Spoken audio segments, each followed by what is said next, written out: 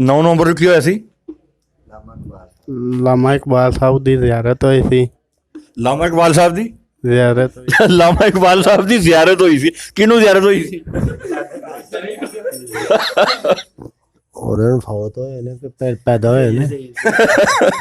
ਅੱਛਾ ਸਰ, ਅੱਜ 9 ਨਵੰਬਰ ਹੈ। 9 ਨਵੰਬਰ ਨੂੰ ਕੀ ਹੋਇਆ ਸੀ? ਜਨਾਬ ਇਧਰ ਫੋਨ ਤੇ ਨਹੀਂ ਨਾ, ਪਹਿਲੇ ਸਾਨੂੰ ਦੱਸੋ। ਅੱਛਾ, ਅੱਜ 9 ਨਵੰਬਰ ਹੈ ਜਨਾਬ, ਤੇ 9 ਨਵੰਬਰ ਨੂੰ ਕੀ ਹੋਇਆ ਸੀ? 9 ਨਵੰਬਰ ਨੂੰ ਡਾਕਟਰ ਲਾਮਾ ਇਕਬਾਲ ਦੀ ਵਿਲਾਦਤ ਦਾ ਦਿਨ ਹੈ ਤੇ ਬਹੁਤ ਦੁੱਖ ਹੈ। ਛੁੱਟੀ ਹੁੰਦੀ ਸੀ ਤੇ ਹੁਣ ਕੋਈ ਨਹੀਂ ਉਹ ਕੋਈ ਵੀ ਠੀਕ ਠਾਕ। ਅੱਜ 9 ਨਵੰਬਰ ਹੈ। 9 ਨਵੰਬਰ ਨੂੰ ਕੀ ਹੋਇਆ ਸੀ? 9 ਨਵੰਬਰ ਨੂੰ 9 ਨਵੰਬਰ ਨੂੰ ਕੀ ਹੋਇਆ ਸੀ? ਮੈਨੂੰ ਕੋਈ ਨਹੀਂ ਪਤਾ। कौन नहीं पता? अच्छा सर, आज 9 नवंबर है। 9 नवंबर को क्या हुआ था? अल्लामा इकबाल की पैदाइश का डे है। 9 नवंबर अल्लामा इकबाल साहब की पैदाइश का दिन है। इस हवाले से कोई पैगाम देना चाहेंगे आप? इकबाल साहब का कोई शेर सुना दें। हज़ारों साल नरगस अपनी बेनूरी पे रोती रही, बड़ी मुश्किल से होता है चमन में दीदावर पैदा। एक और इकबाल साहब का है। ये इकबाल साहब का है पक्की गल जी? और ये फारसी में है। और ये फारसी। बहुत शुक्रिया जनाब।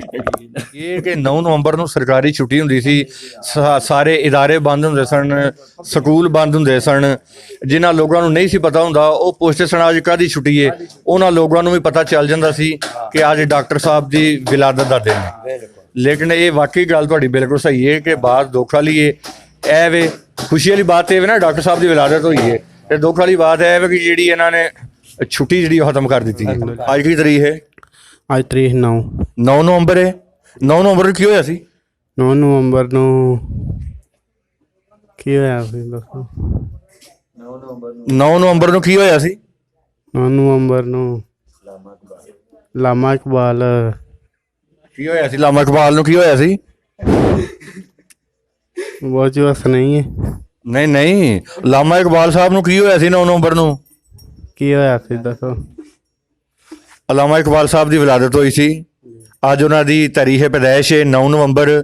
ਉਹ ਮੁਹਸਨ ਇਸਲਾਮ ਸਨ, ਸ਼ਾਇਰ ਮਸ਼ਰਕ ਸਨ, ਔਰ ਬਹੁਤ ਇੱਕ ਅਜ਼ੀਮ ਇਨਸਾਨ ਸਨ। ਇੱਕ ਆਪਣੇ ਵਕਤ ਦੇ ਵਲੀ ਸਨ ਡਾਕਟਰ ਇਕਬਾਲ ਸਾਹਿਬ। ਉਹਨਾਂ ਨੂੰ ਅਸੀਂ ਸਲਾਮ ਪੇਸ਼ ਕਰਨੇ ਆ। ਅੱਛਾ ਸਰ, ਅੱਜ 9 ਨਵੰਬਰ ਹੈ। 9 ਨਵੰबर ਨੂੰ ਕੀ ਹੋਇਆ ਸੀ? ਇਹ ਦਿਨ क्यों मशहूर है? अल्लामा इकबाल साहब की पैदाइश का दिन है। अलामा इकबाल साहब की पैदाइश का दिन है। Very good.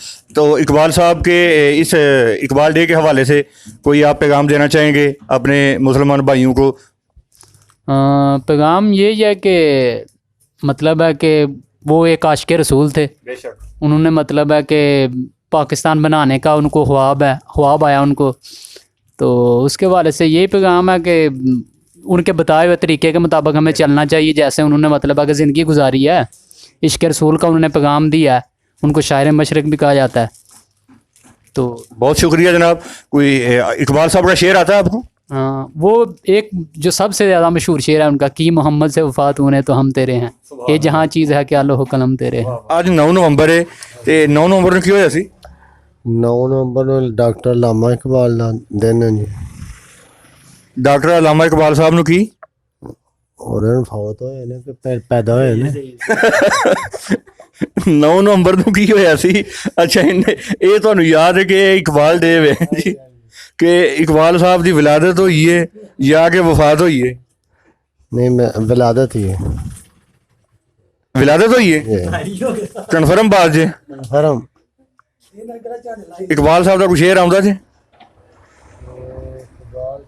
ਸ਼ੇਰ ਆਉਂਦਾ ਜੀ? ਬਿਲਕੁਲ ਜੀ ਸੁਣਾਓ ਜਨਾਬ।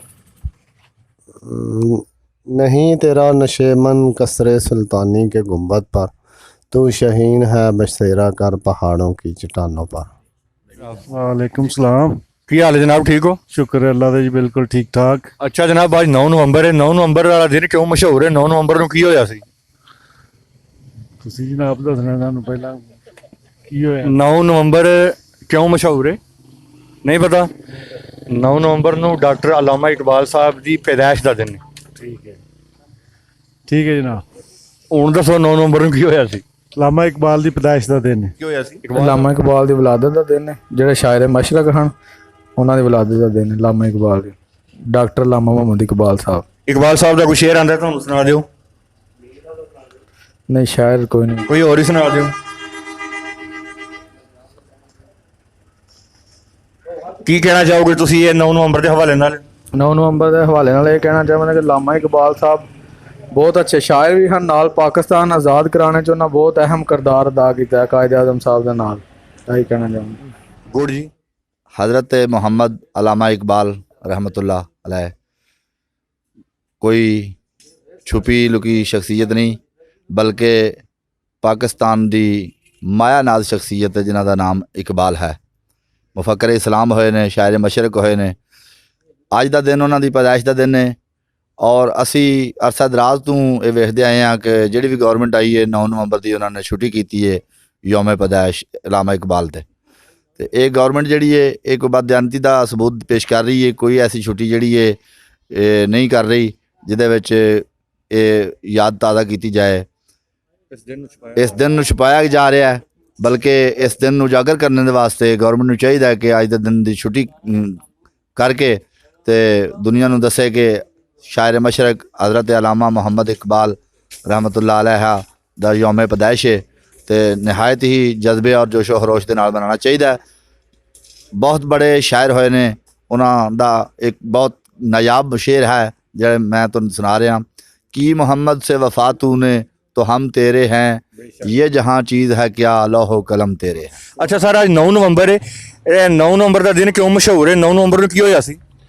ਇਹ ਲਾਮਾ ਇਕਬਾਲ ਦੀ ਪੈਦਾਇਸ਼ ਦਾ ਦਿਨ ਹੈ ਜੀ, ਵੈਰੀ ਗੁੱਡ ਜਨਾਬ।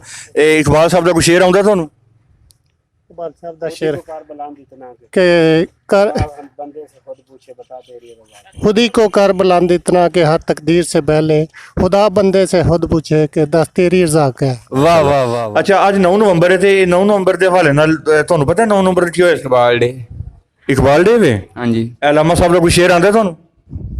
खुद ही को कर बुलंद इतना के खुदा तुझसे खुद पूछे बता बंदे तेरी रजा क्या है। ਵਾਹ ਵਾਹ ਵਾਹ ਵਾਹ ਵਾਹ, ਬਹੁਤ ਸ਼ੁਕਰੀਆ। ਕੀ ਨਾਮ ਹੈ ਤੁਹਾਡਾ? सदाकत अली। 9 ਨਵੰਬਰ ਨੂੰ ਜੀ ਆਪਣਾ ਲਾਮਾ ਇਕਬਾਲ ਰਹਿਮਤੁल्लाह ਅਲੈਹ ਜਨਾਬ ਉਹਨਾਂ ਦੀ ਤਰੀਫ ਪੈਦਾਇਸ਼ ਹੈ ਔਰ ਸਾਡੇ ਜਨਾਬ ਬਹੁਤ ਮੌਸਮ ਉਹਨਾਂ ਨੇ ਨਜ਼ਰੀਆ ਪਾਕਿਸਤਾਨ ਪੇਸ਼ ਕੀਤਾ ਹੈ ਔਰ ਉਹਦੇ ਨਾਲ ਜਨਾਬ ਸ਼ਾਇਰ ਮਸ਼ਰਕ ਵੀ ਰਹੇ ਨੇ ਪਾਕਿਸਤਾਨ ਦੇ ਔਰ ਸਾਡੇ ਵਾਸਤੇ ਬਹੁਤ ਇੱਜ਼ਤ ਔਰ ਖੁਸ਼ੀ ਦਾ ਦਿਨ ਹੈ ਅੱਜ ਕਿ ਲਾਮਾ ਇਕਬਾਲ ਦੀ ਪੈਦਾਇਸ਼। ਜੀ ਸਰ, ਕੋਈ ਤੁਸੀਂ ਆਪਣੇ ਦੂਸਰੇ ਭਾਈਆਂ ਨੂੰ, ਪਾਕਿਸਤਾਨੀਆਂ ਨੂੰ ਇਸ ਦਿਨ ਦੇ ਹਵਾਲੇ ਨਾਲ ਕੋਈ ਪੈਗਾਮ ਦੇਣਾ ਚਾਹੁੰਦੇ ਹੋ?